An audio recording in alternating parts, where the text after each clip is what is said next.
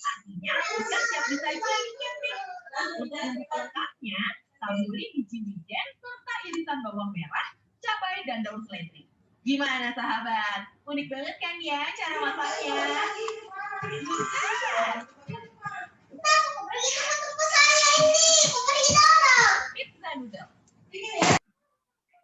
Jadi baik, Assalamualaikum warahmatullahi wabarakatuh. Selamat siang untuk kita semua. Salam sejahtera. Hari ini kita kuliah kedua yang berkaitan dengan kebutuhan strategi bagi perusahaan-perusahaan atau organisasi saat ini. Baik organisasi laba perusahaan maupun organisasi publik. Nah, saya akan share screen materi yang akan saya sampaikan.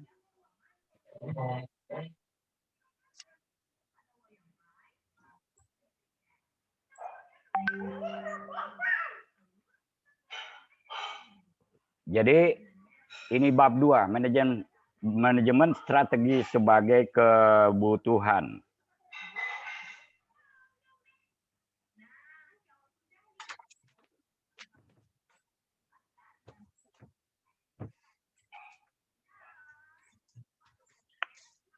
Jadi manajemen strategi atau strategic management adalah sejumlah keputusan dan tindakan yang mengarah pada penyusunan suatu strategi.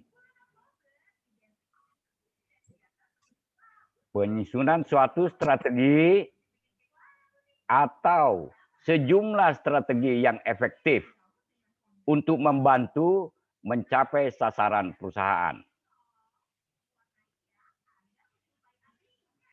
Proses manajemen strategi adalah cara dengan mana para perencana strategi menentukan sasaran dan mengambil keputusan.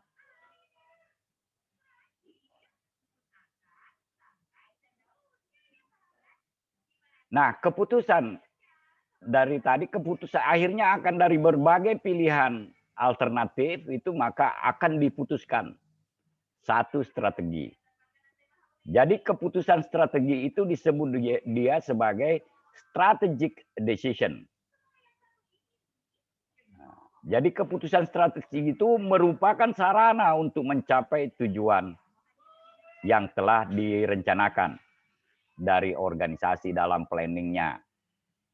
Keputusan ini mencakup ruang lingkup bisnis, produk, dan pasar yang akan dilayani,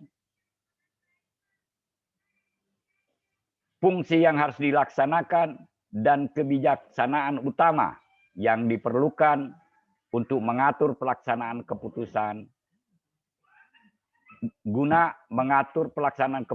guna mencapai sasaran.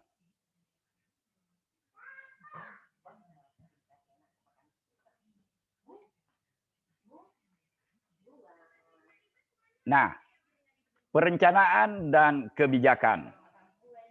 Itu di perencanaan dalam perusahaan dan kebijakan yang ada di perusahaan itu bahasa Inggrisnya policy. Bukan polisi, policy, bacanya policy. Ialah pedoman untuk bertindak. Jadi strategi itu ya itu menjadi pedoman untuk bertindak.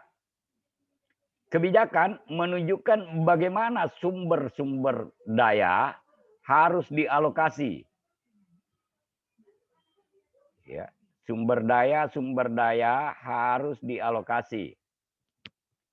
Dan bagaimana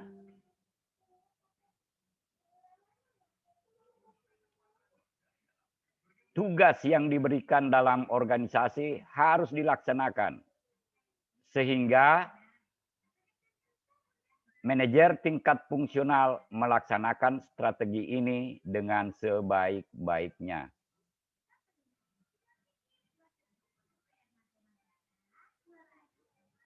Nggak usah ditulis, nanti apa aja, diambil aja di ininya, ada saya kirim di WA grup tadi. Jadi strategi itu dengan baik. Jadi itulah manfaat dari strategi ya. Jadi yang diaplikasikan, jadi kebijakan itu. Nah kemudian unit bisnis strategis. Di dalam buku-buku manajemen strategi itu ada namanya unit bisnis strategis. Atau di bahasa Inggrisnya itu strategic business unit. Nah, SBU atau unit bisnis. Nah, misalnya unit-unit fungsionalnya di sini. Misalnya kalau di kepolisian ya ada bagian apa? Bagian serse, bagian intel, bagian SDM dan sebagainya. Itu namanya SD. Masing-masing punya strategi yang unik untuk melaksanakan pekerjaan-pekerjaan yang sudah direncanakan. Ini masih banyak yang terlambat ini. Ini bingung saya nih. Ini sudah tidak jalan ini.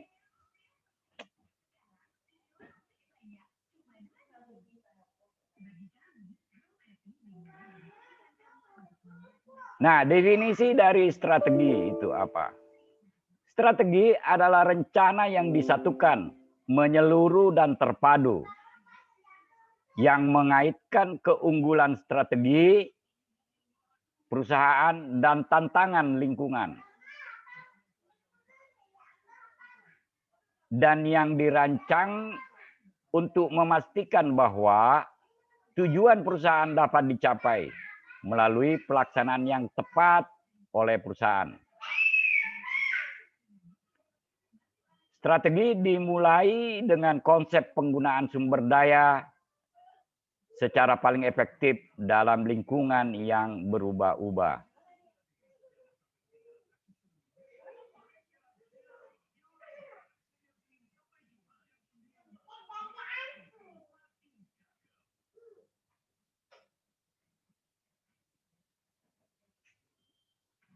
Jadi kondisi lingkungan yang berubah-ubahlah menyebabkan kita harus mencoba melakukan kebijakan strategi. Nah, ini bagus sekali nih teman-teman dari polisi ini.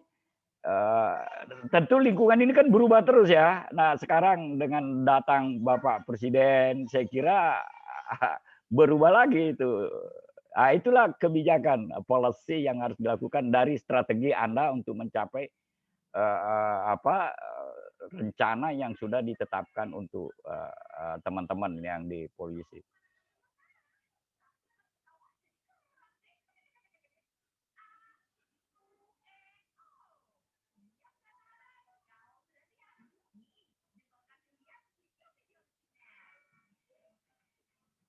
Nah, kemudian proses pengambilan keputusan. Jadi bagaimana mekanisme dari pengambilan keputusan itu.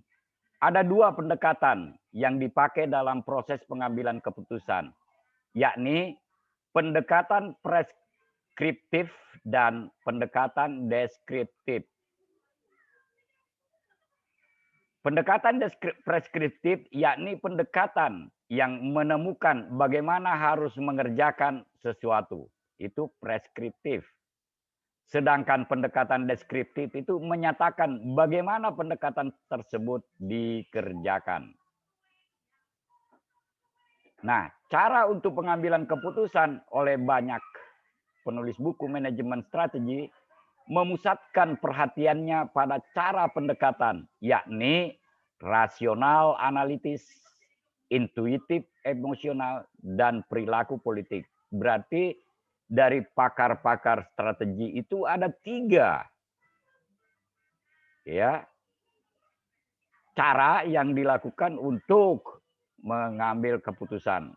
Jadi ada cara yang rasional analitis, ada pengambilan keputusan yang intuitif emosional, dan ada perilaku politik. Bukan politik-politik yang praktis itu, tetapi politis. Ya.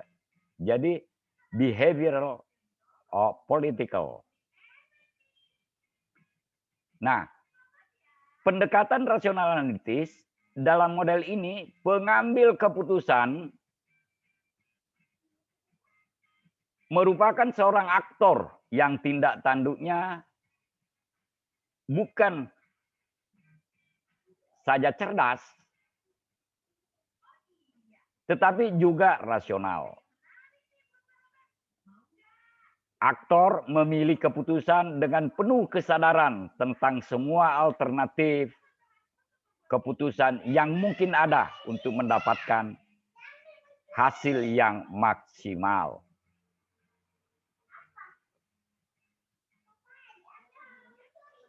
Oleh karena itu, pengambil keputusan mempertimbangkan seluruh alternatif keputusan dan segala akibat dari pilihan yang diambilnya.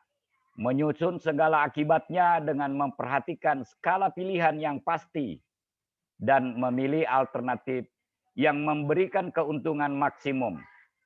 Model ini termasuk dalam pendekatan keputusan preskriptif. Mohon maaf, ini lemah baterainya.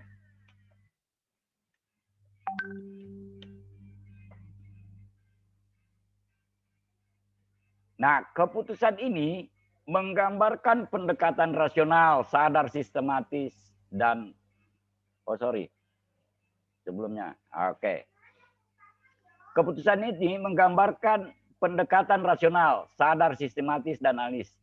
Cara ini dikritik karena ada 3 hal.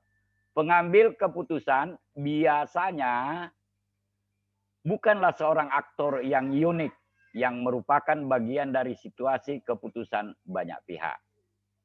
Pengambil keputusan tidak cukup rasional atau tidak cukup mempunyai informasi untuk mempertimbangkan semua alternatif dan semua akibatnya, serta informasi tersebut mahal harganya.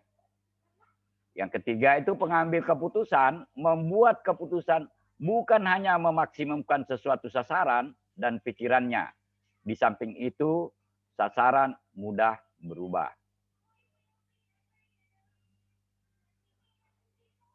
Nah, jadi penjelasan tentang pengambil keputusan sasaran yang sesungguhnya memperhatikan kebenaran proses rasional itu. Pengambil keputusan yang intuitif, ini yang kedua. Pengambil keputusan yang intuitif emosional itu merupakan lawan dari pengambil keputusan rasional. Pengambil keputusan ini menyukai kebiasaan dengan alasan yang mendalam, pemikiran yang reflektif, dan naluri dengan menggunakan proses alam bawah sadar. Jadi ini kadang-kadang emosional ya, dia ikuti rasanya aja. Kadang-kadang bisa jadi halusinasi. Nah, ini menurut orang yang rasional analitis.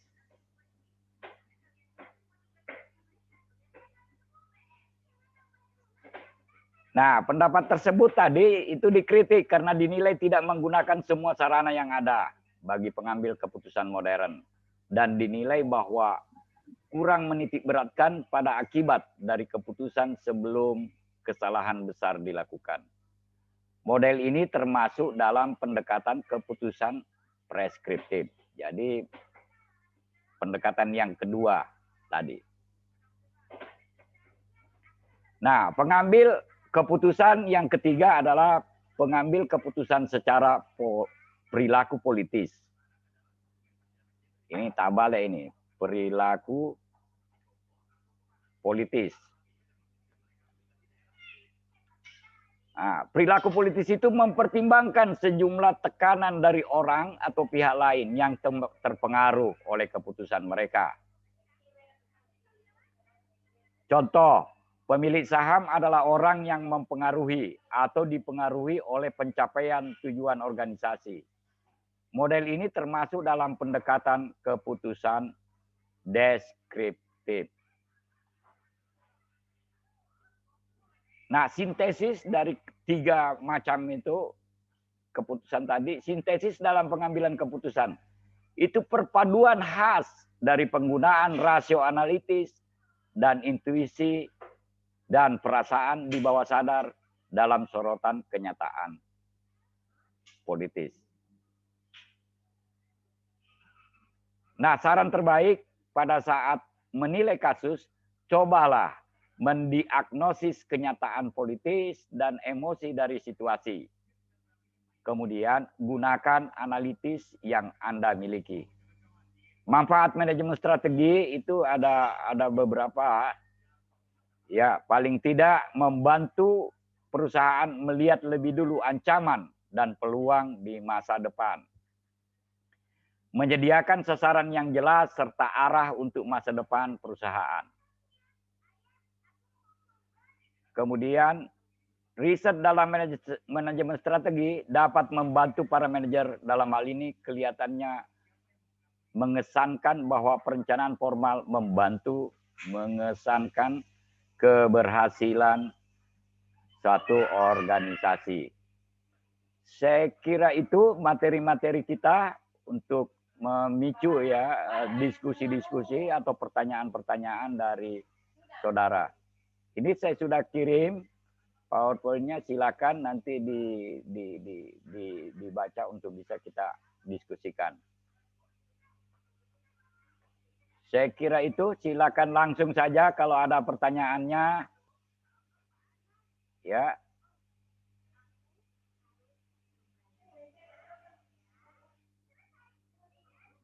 Saya persilakan.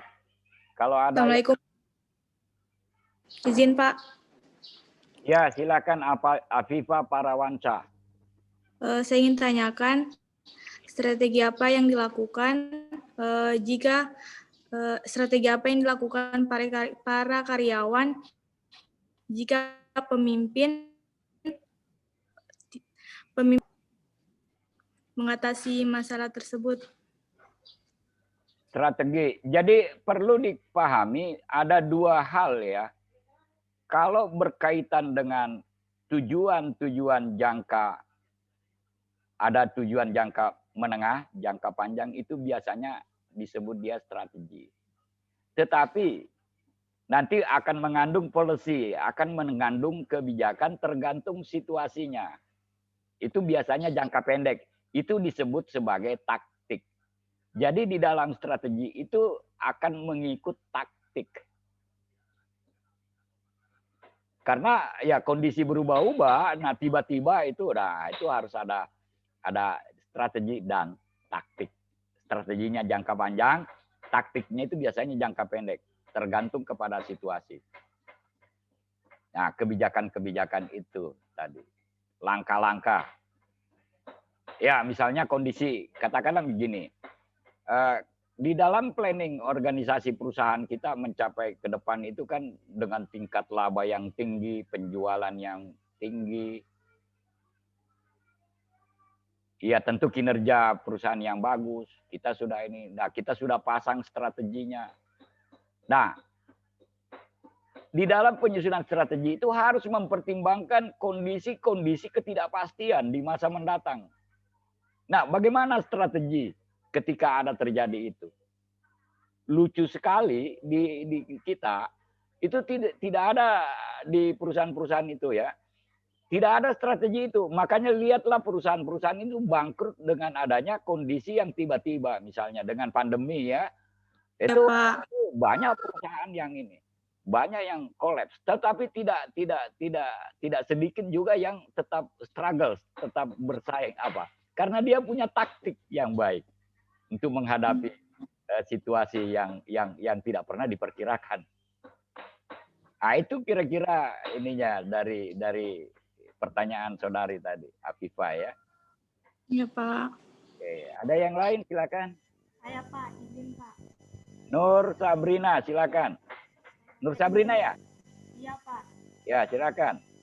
Saya mau bertanya Pak, apakah evaluasi strategi ini diperlukan jika faktor eksternal dan internalnya tidak berubah secara signifikan Pak? Ya, jadi dalam perencanaan strategi itu, dalam perencanaan kemudian kita bagaimana strategi dibuat dengan berbagai macam strategi ya, kemudian diputuskan salah satu strategi itu harus melibatkan itu faktor-faktor eksternal, faktor-faktor lingkungan. Nah, di dalam manajemen strategi itu orang paling senang itu kontemporer, itu ada namanya SWOT. Strength, weaknesses, opportunity, and treatment. Strength itu adalah kekuatan-kekuatan dari perusahaan.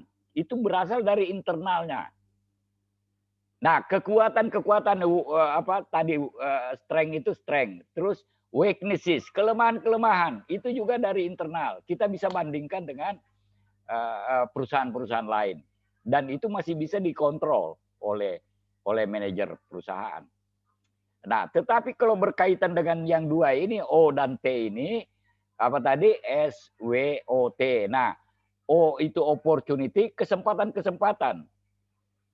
Nah, kemudian ada ancaman. Ini faktor eksternal yang harus juga dipertimbangkan dalam pembuatan pengambilan keputusan strategi.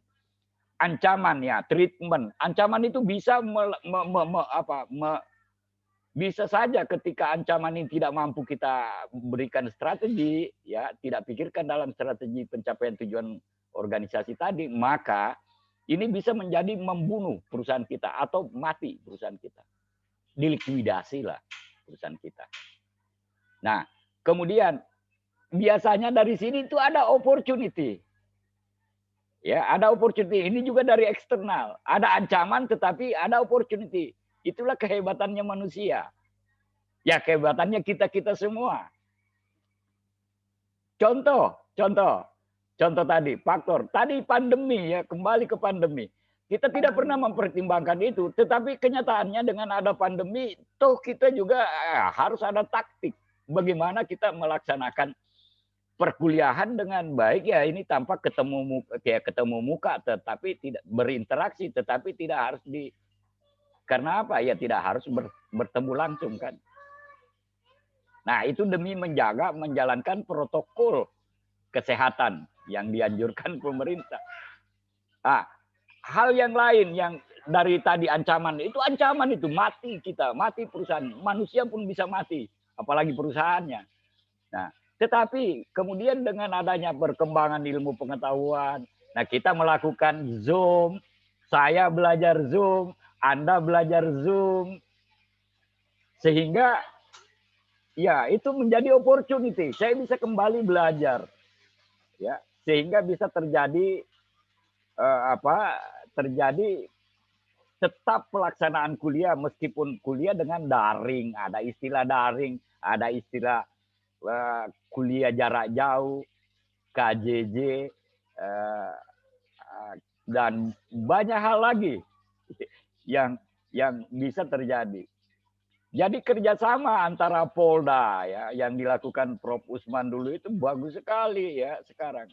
Saya kira WHO itu satu-satunya universitas yang melakukan kerjasama untuk pendidikan ini. Dan hasil dari WHO itu dengan kita mau terjun semua ini dengan kerjasama itu menghasilkan itu kita wah luar biasa, akreditasi kita A semua ya, karena ada kesepakatan ya, sivitas pengguna semua betul-betul ingin maju ya, meskipun dengan beberapa tadi ancaman tadi.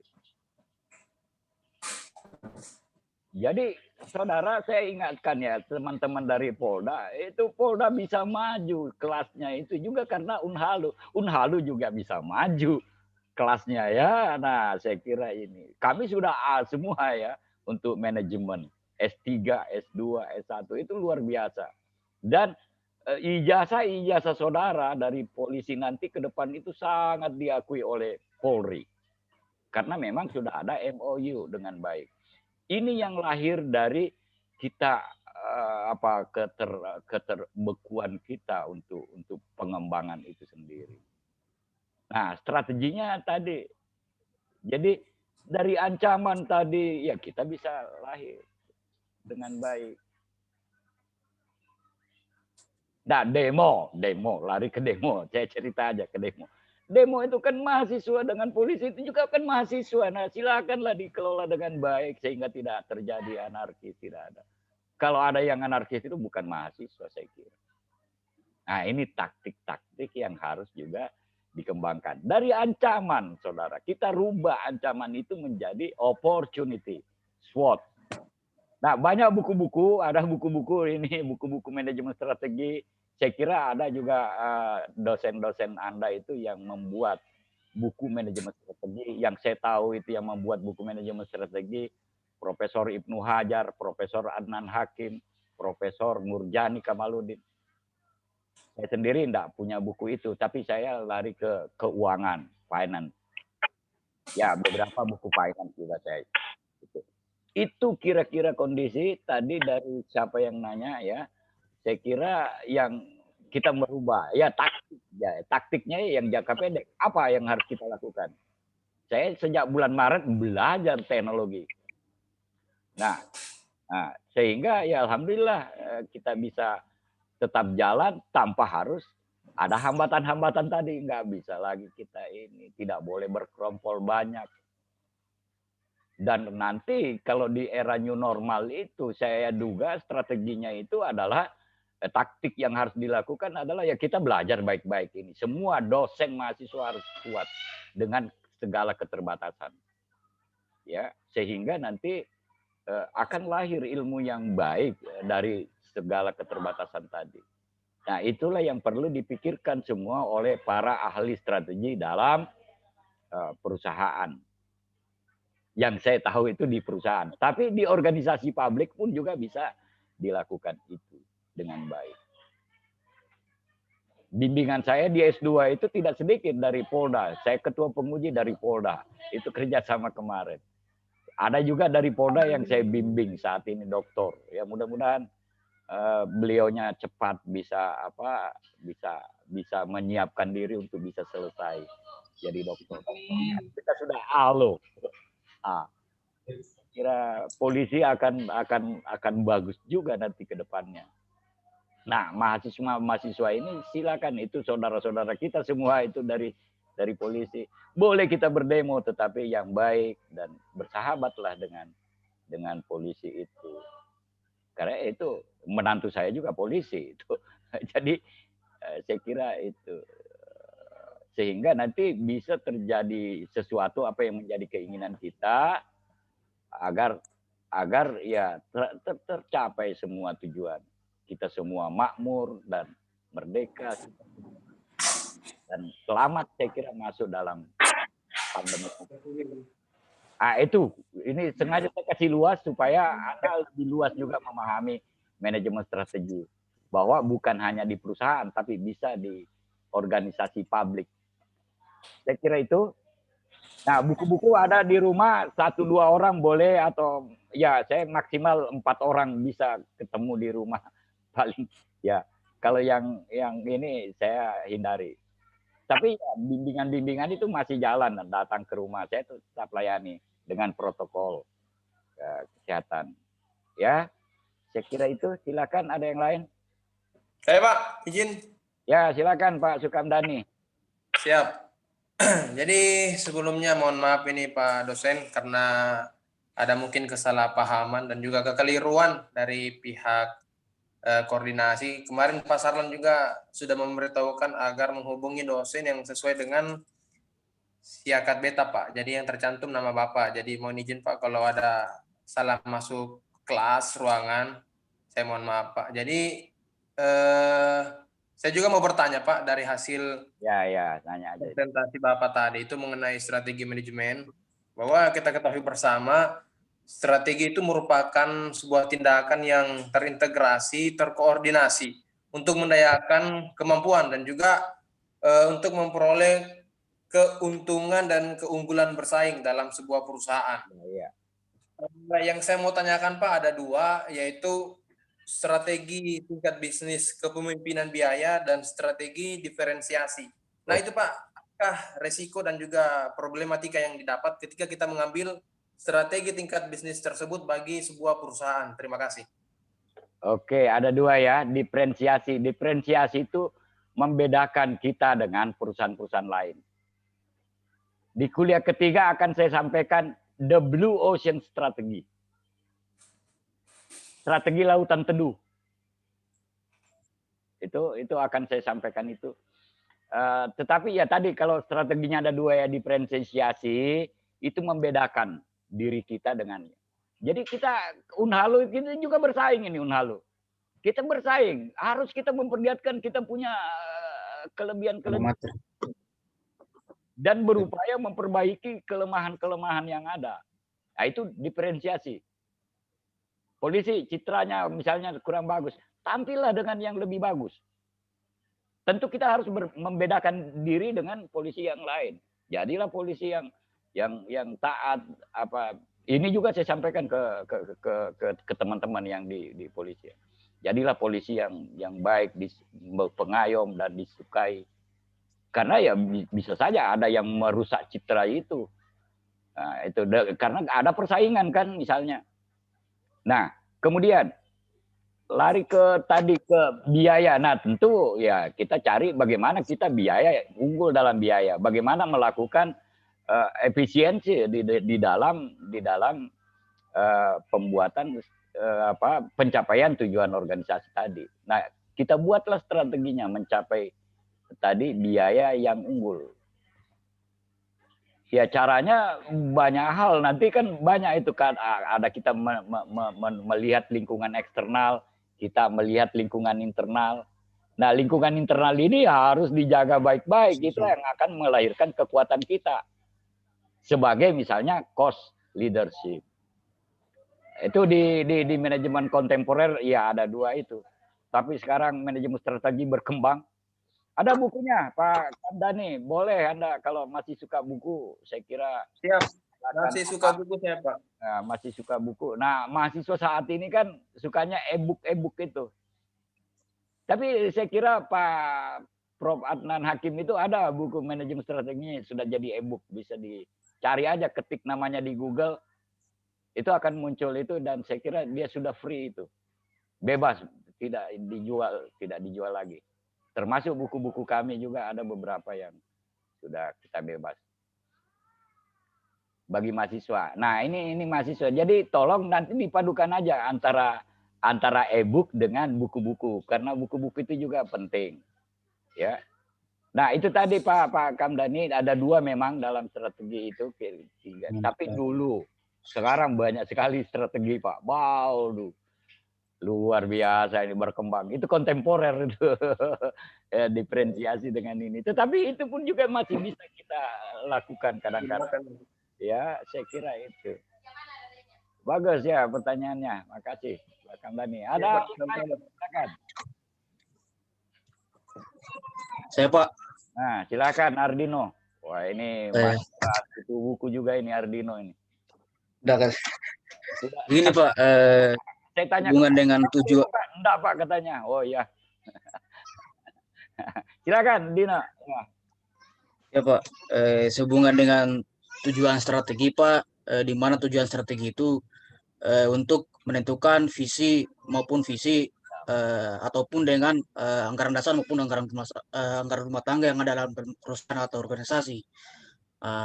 Yang ingin saya tanyakan Pak, bagaimana cara menyusun strategi bisnis yang efektif? Mungkin gambarannya seperti apa Pak? Itu saja mungkin Pak, saya kembalikan. Terima kasih. Nah, itu kan tadi kan ada SBU ya, yang lalu juga ada namanya apa kan tadi Strategic Business Unit. Jadi tadi juga saya terangkan di Polda itu tidak semua polisi itu kan tidak semua di bidang serse, ada juga di bidang intel, ada di bidang macam-macam yang lain. Nah, ada bidang narkoba, bidang apa lagi, pengamanan dan seterusnya. Nah, ini masing-masing punya strategi yang memiliki ciri yang berbeda. Nah, kemudian nanti kalau strategi digabung ini dalam pertemuan dengan CEO, para bos yang paling di atas, itu akan dipadukan semua itu strategi itu. Itu kira-kira. Jadi dia strategi itu hanya sangat tergantung kepada strategi bisnis unit. Di unit atau fungsional. Misalnya di fungsional itu misalnya strateginya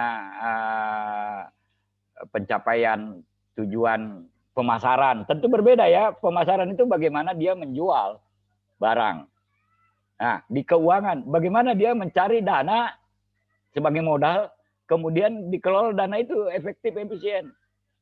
Produknya, bagian produksi, punya ini sendiri, punya bagian sendiri. Dia punya strategi sendiri. Kemudian nanti strategi korporat, strategi perusahaan itu akan dibicarakan pada rapat-rapat umum mereka untuk membuat strategi. Nah, biasanya di perencanaan itu ada visi, ada misi, mau menjadi apa perusahaan ini ke depan. Mau jadi unggul, jadi apa. Ya, organisasi apapun seperti itu saya kira. Ke depannya, visinya apa. Kemudian misi apa yang dijalankan. Misinya. Nah, bagaimana mencapai misi ini. Menjalankan misi ini. Itulah strategi. Di situ posisi strategi, Ardino. Dari mana informasinya? Berasal dari strategi-strategi yang dibuat oleh fungsional-fungsional. Misalnya bidang pemasaran, bidang keuangan. Kalau di perusahaan ya, bidang yang lain. Kalau di organisasi saya kira ada misalnya di organisasi HMI yang saya tahu.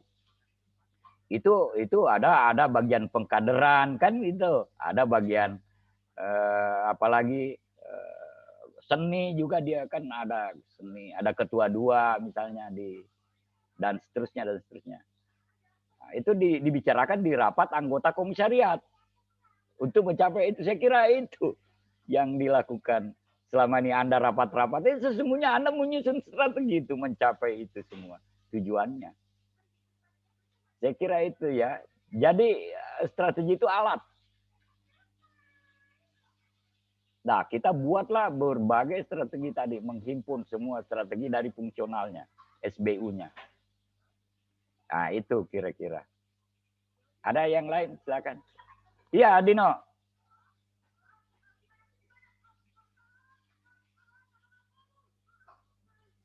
Apa yang dipikir? Masih ada?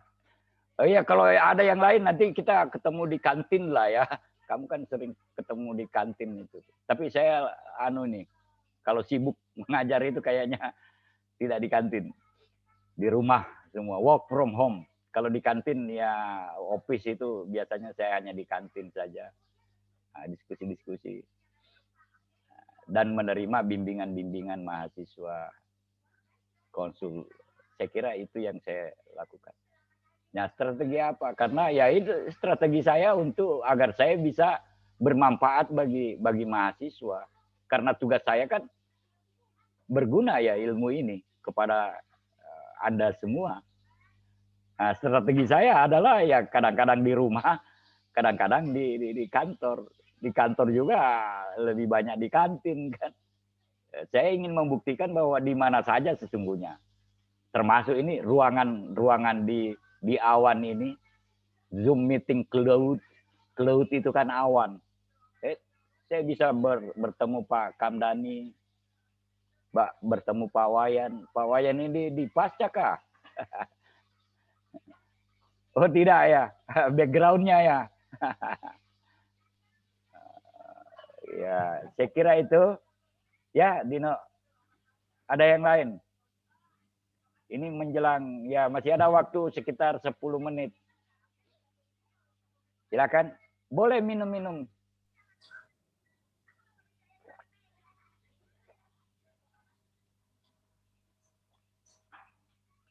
Boleh juga masukkan supaya karena ya ini akan saya muat, akan saya edit video ini yang jeda-jeda itu akan saya edit, akan saya munculkan di YouTube. Nah, silakan kalau mau pelajari ini rekamannya ini silakan. Link YouTube-nya Pak, izin. Ya sudah lah, di YouTube itu Dedi Takdir Saifuddin. Semua yang saya terbitkan itu kegiatan saya mengajar, Pak. Mengajar, menguji, membimbing. Nah, jadi itu kegiatannya dengan ilmu pengetahuan manajemen. Saya kira itu kalau ada yang ikutan yang lain itu nggak tahu saya, bukan punya saya. Yang jelas kalau di channel YouTube saya itu adalah semua mata kuliah ini, kayak ini kuliah ini. Saya akan edit, saya akan munculkan. Ya, nanti suatu saat ya Pak Rosman ya dari Polda kemarin itu tapi saya enggak punya rekaman. Kalau saya punya rekaman saya upload. Itu pertanggungjawaban saya sebagai ilmuwan yang memberi ini kepada masyarakat. Bukan hanya kepada institusi tapi kepada masyarakat. Saya kira itu Pak Kamdani. Nanti di YouTube itu ketik aja itu namaku kan jelas gitu. Di Siap, Pak dosen. di Google juga ada itu. Ada beberapa yang Anda bisa lihat. Termasuk kurikulum Fiti dan sebagainya. Termasuk buku-buku atau jurnal-jurnal yang baik internasional maupun nasional yang semua bisa dilihat di situ.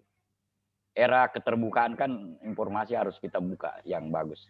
Makanya mari kita lakukan tugas-tugas kita dengan baik. Ya, saya kira itu. Nah, kalau karena ya beberapa mahasiswa ini jangan kadang-kadang ada yang mahasiswa, Pak, Anda setuju ini, atau saya juga perbaiki kok, saya edit lah, yang gagal-gagal lah yang tampil, Anda tapi berpakaian silakan berpakaian seperti itu boleh, polisi boleh, pawai boleh, jangan nggak usah itu menggambarkan juga kepada masyarakat bahwa ternyata sesungguhnya antara mahasiswa dengan polisi, antara dosen ini kok rukun-rukun aja dalam ilmu pengetahuan. Tidak ada itu. Nah, ini juga merupakan strategi kita untuk sama-sama. Oh, ternyata beginilah kita masing-masing melakukan tugasnya masing-masing. Anda untuk perbaikan nasib, perbaikan ini, menambah ilmu pengetahuan, mahasiswa juga, dosen juga. Saya kira itu. Ya sangat terbuka ya rumah, tapi ya tadi nggak boleh satu kelas datang. Yang boleh itu 4 orang silakan, nanti di apa silakan datang aja, enggak, saya akan terima dengan baik. Yang paling sering mendatangi saya itu yaitu Hardino itu, tapi di kantin dia. Pak mau ke rumah Pak, buku-buku kuno katanya, mau cari buku kuno malah. Ya adalah kuno-kuno, kita ilmunya ini kuno. Tetapi ya strateginya bagaimana menampilkan ilmu kuno itu menjadi ilmu yang, karena ilmu saya kira berkembang dengan adanya teknologi, tapi saya kira kita tidak boleh terpaku dengan masalah-masalah hambatan-hambatan. Buatlah taktik. Ya, tadi kebijakan, policy-nya penting juga. Dan ini hanya boleh dilakukan oleh orang-orang yang memiliki pengalaman-pengalaman tertentu. Nah, itu. Panjang juga jawaban saya untuk Hardino ini.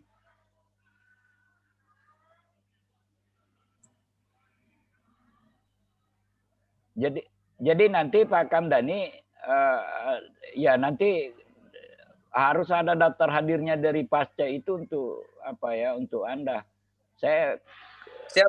Ya. Pokoknya Anda ke inilah datang ke rumah lah. Blok B18. Siap. Ya, saya kira banyak teman-teman Polda yang tahu itu. Pak Sofyan tahu itu rumah itu.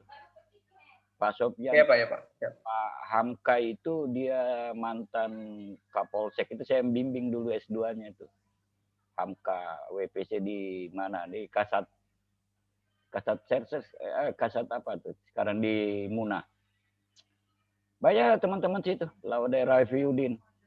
Saya punya bimbingan S3.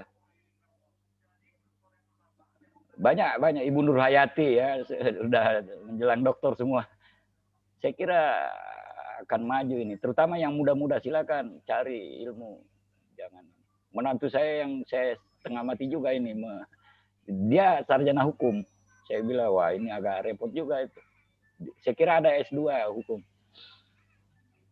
Ada Pak, untuk S2 hukum ada juga. Iya, saya persilakan, ada yang lain.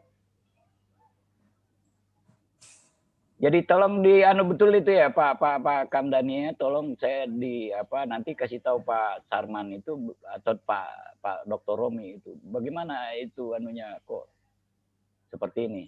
Tetapi kalau ini langsung nggak ada masalah bagi saya, nggak ada masalah. Ini bisa 100 orang kok kelas ini. Ya. Siap Pak, karena izin di Siakat itu Pak tertera nama Bapak tercantum, jadi saya hubungi Bapak. Saya pikir Bapak dosen pasca sarjana untuk strategi manajemen, Pak. Jadi tadi juga pas login, saya juga kaget melihat banyak mahasiswanya, Pak, izin. Nggak apa-apa. Nanti coba di apa? Ini bisa 100 orang kok. Tapi ada juga yang keluar tadi live itu saya lihat di WA group. Jadi informasi di WA group boleh ya, silakan di apa situ. Fair aja lah kita semua ya untuk informasi itu, jangan satu-satu. Jangan di japri. Kalau mau japri datang ke rumah. Ya, Pak Kamdani. Ya. Siap. Nah, jadi ini banyak sekali yang japri. Wah, aduh kacau lah gitu nanti. WA grupnya banyak. Belum lagi ini ada yang japri ya, hanya pindah. Aduh, saya kira lakukan aja pindah, left saja, nggak ada masalah bagi saya. Saya enggak terlalu. Hanya memang ya karena saya kok tiba-tiba ini beda antara apa roster yang saya dikasih dengan kondisi ini. Loh kok tiba-tiba ada apa kelas S2 kok digabung. Tapi boleh. Manajemen strategi itu luas. Banyak Pak buku-buku manajemen strategi di rumah ini, bisa di copy lah. Ya saya juga belajar itu karena dari buku-buku itu. Hanya ada yang saya lupa namanya kadang-kadang. Saya belajar manajemen strategi itu dari siapa ya? Di Jogja dulu S1 saya. Bahkan kemarin yang mengevaluasi kita untuk asesor lapangan S3 itu kebetulan saya kan sesungguhnya home base-nya itu di S3. Betul dosen S1 tapi home base, jadi saya ditugaskan untuk di S3 manajemen. Di S2 hanya nama, di S1 juga nama. Nah, jadi ya kebetulan seringlah dikasih manajemen strategi. Tetapi lebih banyak kuliah-kuliah saya itu kalau di S2 itu jarang strategi. Di S3 yang pernah. Di S2 ya keuangan, ya kepemimpinan. Nah, saya kira semua. Tetapi ya nggak ada masalah bagi saya, nanti dicoba dilihat baik-baik. Ini ya Anda harus paling tidak tahu betul posisi saya apa ya, Pak Kamdan. Oke, saya kira itu kuliah kita ya. Kalau sudah tidak ada, saya akhiri. Kurang lebih saya mohon maaf. Assalamualaikum warahmatullahi wabarakatuh dan selamat siang. Waalaikumsalam warahmatullahi wabarakatuh. Waalaikumsalam warahmatullahi wabarakatuh. Waalaikumsalam warahmatullahi wabarakatuh.